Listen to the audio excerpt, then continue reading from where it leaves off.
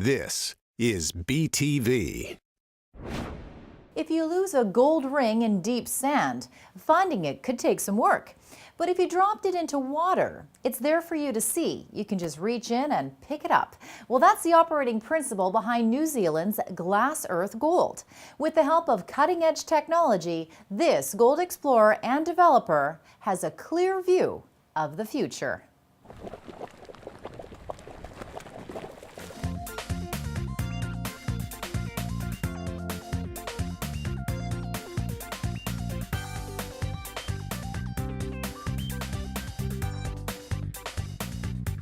Simon Henderson likes to see things clearly, which is why he uses the very best of modern science to peer beneath the Earth's crust. His vision is to make that first kilometer as transparent as glass. We believe that we have technology to see through the Earth. New Zealand is best known for its spectacular scenery, easy climate, and agricultural abundance. But there are minerals here too, and the resource sector makes a significant contribution to New Zealand's economy. GlassEarth Gold fits in well. We are quick to pick up new technology and adapt that technology to New Zealand conditions. And that was one of the reasons GlassEarth really kicked itself off with new technologies learnt overseas and returned to the God Zone. New Zealand is well endowed with two big gold deposits, and we have pegged the immediate ground around those deposits.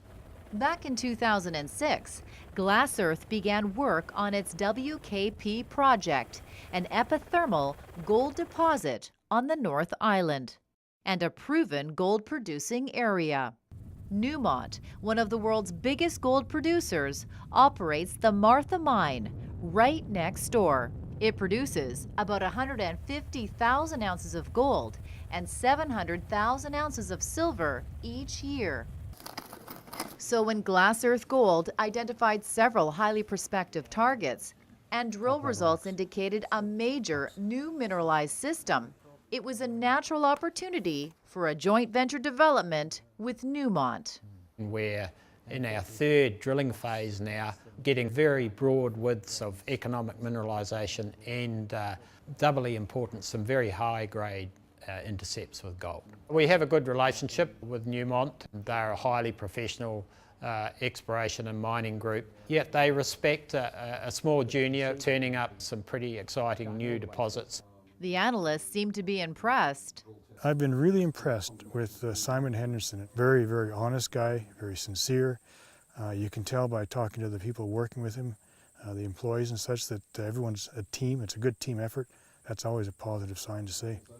Henderson has Newmont support at WKP. Newmont owns 65% of the project and runs a strong drill program. Has certainly got the potential to turn up something significant. I mean, they've drilled holes 160 meters long at 1.6 grams. That's got to be put together, but you don't ignore that sort of a drill intercept. And now coming down here and visiting with all their projects, it's good to see how efficiently they work, and that, you know, for the most part, the money's being spent very well. There we go. Let's go, guys. GlassEarth Gold's second project is called Muir's Reef Gold. It's south of Newmont's Martha Mine in New Zealand's Taupo region.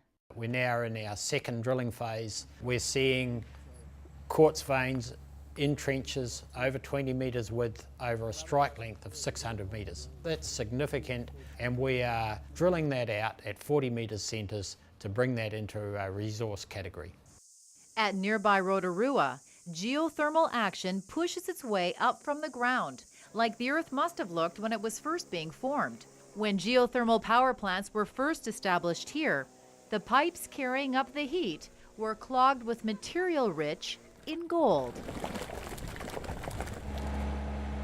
You can see the veins, there's some pits in that, and certainly the geologic setting is ideal for additional gold mineralization here. Under New Zealand law, the state controls mineral rights, and any company doing work must negotiate access and royalty payments with the landowner. That hasn't been a problem for GlassEarth Gold. Yeah, we got sheep and cattle. We farm 600 acres of grass. And there's 160 acres of pine trees. We just carry on. We work in together, and it's all good. We're very keen to have Glass Earth on our land because this was a gold mine back in the early 1900s, and we'd just love to see some action going on here, and we just work as a team. Indeed, mining is a fundamental part of New Zealand's history. Down on the South Island, Glass Earth's third project is nestled in the landscape made famous by Peter Jackson's Lord of the Rings movies. But hobbits didn't discover this valley. It was the Great Gold Rush of 1860 that first put it on the map. Here, Glass Earth is close to another major gold producer, OceanaGold's Macraes mine.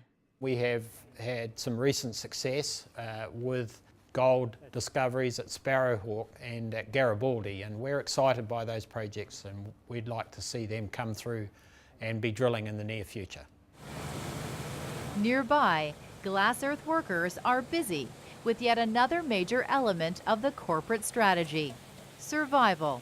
By mining gold from the old riverbeds and alluvial terraces, Glass Earth is producing over $2 million per year, with more to come.